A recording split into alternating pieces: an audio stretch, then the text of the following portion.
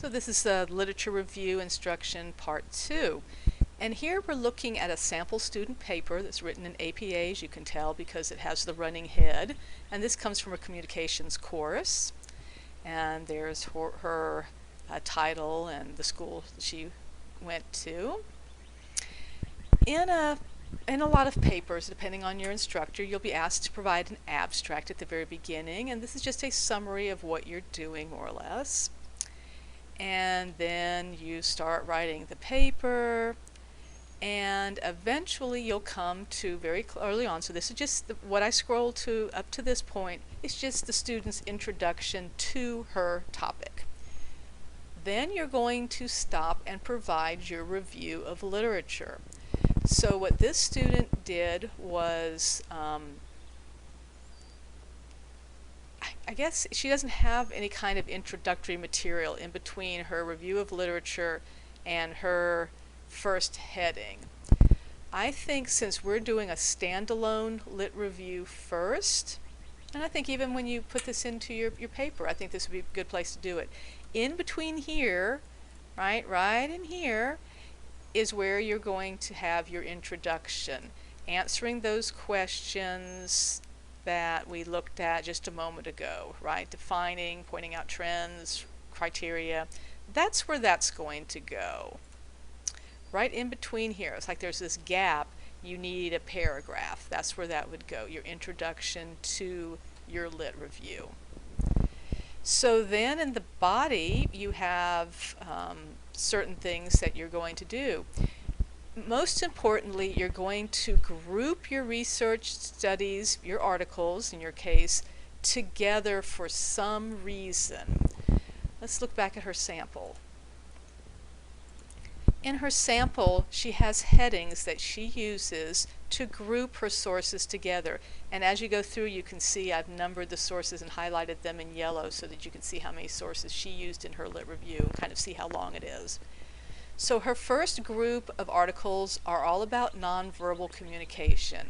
And you can see she wrote about these particular, she has 1, 2, 3, 4, 5 articles that go in that nonverbal communication section of her lit review. Then she changes topics, and this is my fault. I can go back in and fix this. This should be entered. Isn't that how she does her headings? Hold on. Yeah, her heading, your paragraph should begin on the next line, and that didn't happen. I didn't catch that, so I'll fix that for you. But at any rate, her next topic is communication styles when flirting. So then she has 1, 2, she just has 2 articles she talks about in that section. Her third section is conflict communication styles. And again, she writes about them. And you see that they're in an essay format. They're not in a list. They're not in an annotated bibliography. They're written as an essay form. So she has 1, 2, 3 sources there. And her final topic is communicated perspective taking. I don't know what that is. That's something a communication major may know about. So she knows about this from her course, even though it doesn't make any sense to us. And again, this should be indented here. This should be on a line by itself. And she just has 1 source there, apparently a very important one because she spends a lot of time with it. She spends that entire section just talking about that 1 source. So that is what, wrong one.